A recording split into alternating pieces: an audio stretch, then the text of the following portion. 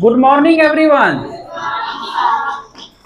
आज के क्लास में जो साइंस का क्लास है हमारा, क्लास 8 के साइंस का क्लास है हमारा। इसमें आज हम पढ़ने वाले हैं खाद एवं उर्वरक में अंतर। खाद एवं उर्वरक में अंतर। सबसे पहले जानेंगे कि खाद क्या होता है, फिर समझेंगे कि उर्वरक क्या होता है, फिर हम देखेंगे कि दोनों में क्या क्या अंतर होता है। ठीक है। देखिए, खाद जो होता है ना, ये खाद हम अपने घर के अवशिष्ट पदार्थ, जैसे कि बचा हुआ चावल है, और जैसे गाय का भैंस का गोबर है ना, या जो खरपतवार या जो पेड़ पौधे के पत्ते वत्ते वगैरह गिरते हैं, इसको एक जगह गड्ढे में हम जमा करके हम खाद बना सकते हैं आसानी से। उसके लिए किसी अन्य चीज की आवश्यकता नहीं है ना। ये कोई बहुत बड़ा नुकसानदेह केमिकल नहीं होता है कि इसको हम फैक्ट्री में बंद कमरे में बनाए या फैक्ट्री में बनाए, है ना। ये इसको हम अपने घरों में बना सकते हैं। ये बनाना बहुत ही आसान है और इससे फायदे बहुत ज्यादा हैं। इससे आपको कोई भी नुकसान नहीं होने वाला है। न इसको बनाने में कोई नुकसान है, न इसको प्रयोग करने में नुकसान है ना। उसी तरह देखिए, ये उर्वरक जो होता है, उर्वरक होता है जो फर्टिलाइजर। खाद हम अपने घरों में बना सकते हैं, लेकिन उर्वरक हम अपने घरों में नहीं बना सकते हैं। इसके लिए विशेष प्रयोगशाला की आवश्यकता होती है। ये फैक्ट्री में ही हम बना सकते हैं, है ना। फैक्ट्री में विशेष उपकरण के द्वारा हम इसको तैयार कर सकते हैं। क्योंकि इसमें केमिकल यूज होता है, इसको बनाने में बहुत सारी सावधानियां की जरूरत पड़ती है कि नहीं।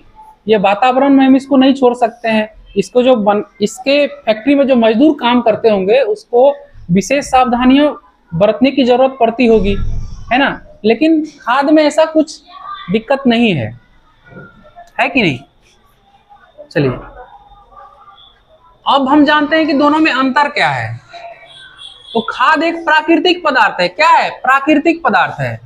मतलब जो प्रकृति में पाए जाते हैं वही पदार्थ है। इसी का प्रयोग करके हम, जैसे कि गोबर है, पौधा के अवशेष है, उससे हम बनाते हैं। विघटन का क्या मतलब हुआ? किसी चीज के विघटन का क्या मतलब हुआ? विघटन मतलब उसका टूट फूट जाना, सड़गल जाना, विघटन हो गया। जैसे कि मान लीजिए कहीं कुत्ता मर गया, उसको हम ले जाके गड्ढा में डाल दिए, क्या होगा? वो क्या बनेगा? वो खाद बनेगा, है ना। कुत्ता मरने के बाद क्या होगा? सड़गल जाएगा। तो विघटन उसी को बोलते हैं, है ना। अब उर्वरक एक मानव निर्मित लवण है। उर्वरक क्या है? एक मानव निर्मित लवण है। लवण का मतलब होता है सॉल्ट, सॉल्ट मतलब नमक। तो खाद का जो टेस्ट होगा कैसा होगा? पता नहीं। उर्वरक का टेस्ट कैसा होगा? नमकीन होगा। कोई टेस्ट मत करना, क्योंकि वो केमिकल होता है, वो जहर होता है। चलिए, इसको हम फैक्ट्रियों में बनाते हैं, मानव निर्मित लवण है। चलिए, खाद को खेतों में बना सकते हैं। खाद को खेतों में बना सकते हैं। उसके लिए बहुत बड़ी सावधानी की जरूरत नहीं है। उसको मान लीजिए कि किसी से बचाने की जरूरत नहीं है। खाद आपको कौन चुरा के ले जाएगा? मान लीजिए आपके घर के बगल में गड्ढा खोद के उसमें गोबर डाल दिया जाए, तो कोई चुरा के ले जाएगा? नहीं ले जाएगा। अगर वहां पे कोई पशु आ गया, लोग आ गए, बच्चे आ गए, तो उससे कुछ नुकसान होगा? उसको नुकसान नहीं होगा। लेकिन उर्वरक में क्या होता है? केमिकल होता है। उर्वरक में क्या होता है? केमिकल होता है। इसमें कौन कौन सा केमिकल होता है? नाइट्रोजन, फास्फोरस और potassium. NPK, N for nitrogen, P for phosphorus और K फॉर पोटेशियम। गुड। चलिए, तो ये केमिकल है, इसको फैक्ट्रियों में ही बनाना होगा। क्या हम अपने घर के बाहर गड्ढों में इसको नहीं बना सकते? चलिए, खाद से मिट्टी को ह्यूमस प्रचुर मात्रा में प्राप्त होता है। खाद से मिट्टी को ह्यूमस प्रचुर मात्रा में प्राप्त होता है, और उर्वरक से मिट्टी को ह्यूमस नहीं प्राप्त होता है। अब समझते हैं कि यह ह्यूमस होता क्या है। ह्यूमस का क्या मतलब होता है? ह्यूमस का क्या मतलब होता है? ह्यूमस होता है जानवर, जीव जंतु और जो पौधे का अवशेष जो सड़गल जाता है, वही ह्यूमस हुआ। चूहा मर गया, उसको हम डाल दिए खाद वाले गड्ढे में, तो क्या है, वो ह्यूमस देगा। और ये ह्यूमस जो होता है ना, वो पौधों के लिए, फसल के लिए, खेतों की मिट्टी के लिए बहुत ही अच्छा चीज होता है ना, जो कि उर्वरक में नहीं पाया जाता है, क्योंकि वो तो केमिकल है ना। तो केमिकल में ह्यूमस कहाँ से आएगा, उससे बिल्कुल ह्यूमस प्राप्त नहीं होता है। खाद में पादप पोषक कम पाया जाता है। देखिए, खाद में पादप पोषक कम पाया जाता है क्योंकि हम इसमें कुछ एक्स्ट्रा चीज मिलाते ही नहीं है। हम गोबर डाल दिए, हम आम खाए, आम का छिलका डाल दिए, हमारे आसपास कोई जानवर जो है, मृत जानवर जो है उसको उठा के डाल दिए, है ना। इसमें केमिकल तो डालते नहीं है। लेकिन उर्वरक क्या होता है, उर्वरक उसी चीज से बनता है जिस चीज का फसल को काफी मात्रा में जरूरत है। तो स्वाभाविक सी बात है कि उर्वरक में पादप के लिए पोषक तत्व तो ज्यादा होगा। अब जानते हैं, देखिए, ये उर्वरक जो होता है ना, इसमें बहुत ज्यादा केमिकल होता है और केमिकल को पचाने का सिस्टम हमारे मनुष्य के शरीर में नहीं है। लेकिन ये नेचुरल चीज जो है, जो भी प्राकृतिक चीज है, उसको शरीर हमारा आराम से पचा लेगा, है ना। अब दोनों में देखिए नुकसानदेह कौन है, घातक कौन सा है। दोनों में घातक जो है ये उर्वरक है। ये बनाने से लेकर के खेतों में डालने तक और खेतों में डालने के बाद फसल तक इसका बहुत बड़ा दुष्परिणाम हो सकता है, ठीक है ना। क्योंकि हम अपने खेतों में जो उर्वरक यूज करते हैं उसमें केमिकल होता है, और वो केमिकल जब हम खेतों में डालते हैं, मिट्टियों में डालते हैं केमिकल, तो फिर क्या होता है, फसल को तो फायदा बहुत ज्यादा मात्रा में होगा, फसल को फायदा बहुत अच्छा होगा, फसल तो लहलहा जाएगा, फसल की उत्पादकता बहुत बढ़ जाएगी।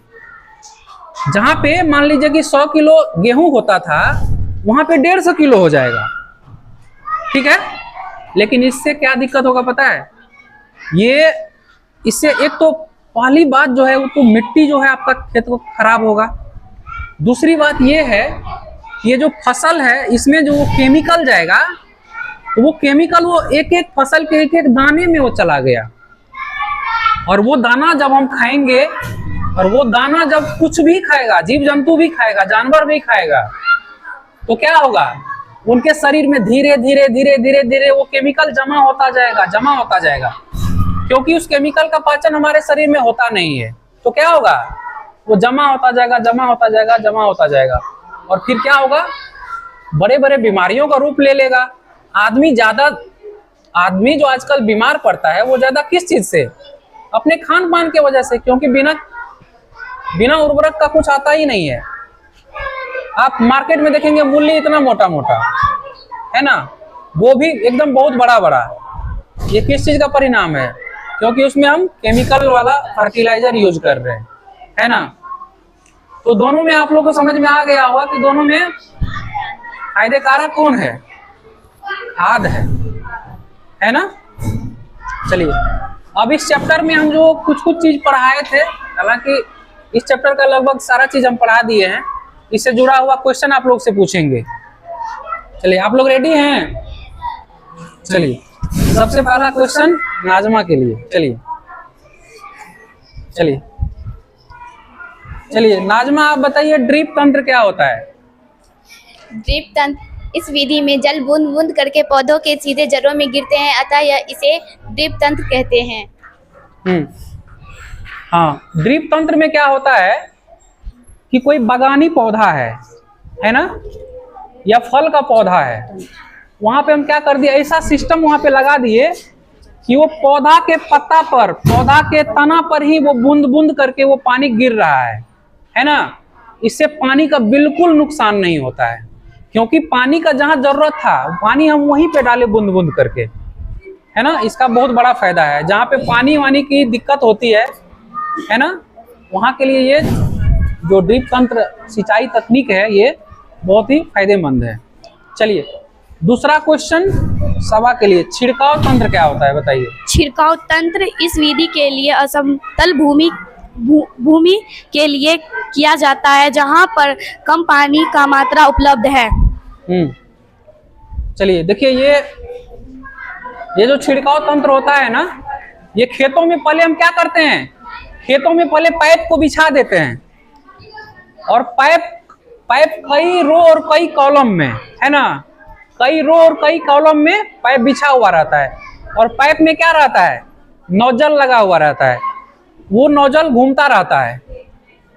पानी वाला पाइप है, उसके ऊपर नोजल लगा हुआ है, और वो नोजल क्या है, घूम रहा है, ठीक है, और नोजल में से पानी निकल रहा है और घूम घूम के पूरा जो है बारिश की तरफ फुहार वो खेतों में फसल पे पड़ रहा है। तो ये क्या हो गया, छिड़काव तंत्र हो गया। चलिए, हाँ चलिए आप बताइए, सिंचाई क्या होता है? खेत में जल देना ही सिंचाई कहलाती है। खेतों में जल देना ही सिंचाई। कुछ अंतराल के बाद जरूरत के अनुसार जब हम पानी डालते हैं, जल डालते हैं, तो उसको क्या बोलते हैं, सिंचाई बोलते हैं।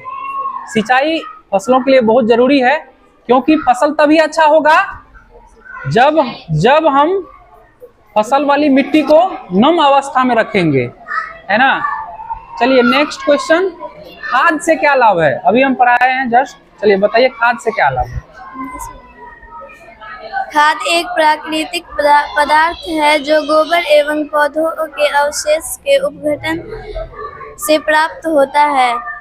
इससे पौधों में कोई नुकसान नहीं पाया जाता। इससे पौधे में कोई नुकसान नहीं होता है। और खाद में क्या होता है, प्रचुर मात्रा में ह्यूमस पाया जाता है ना।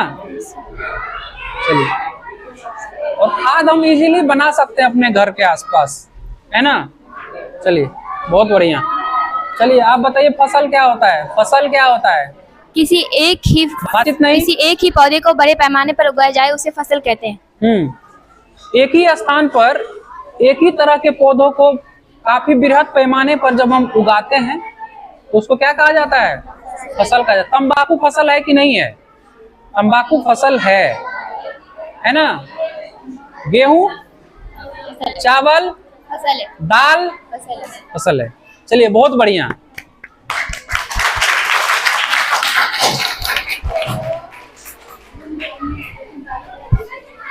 हो गया।